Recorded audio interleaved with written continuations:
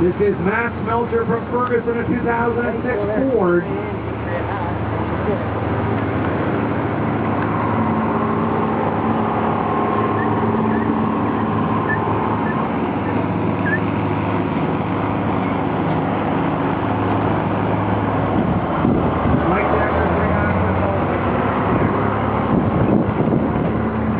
Full pole held earlier here. It was the Mark Sass, and so far no one has touched it.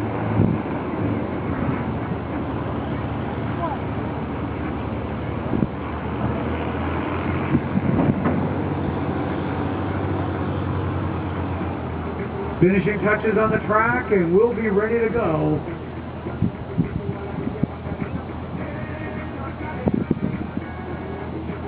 And the green flag is out, and it is full time for Matt Smelter from Fergus. And here we go, right now off at 89.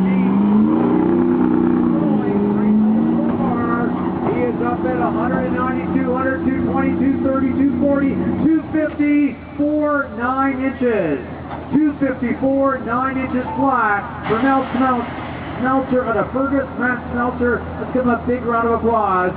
254, 9 inches.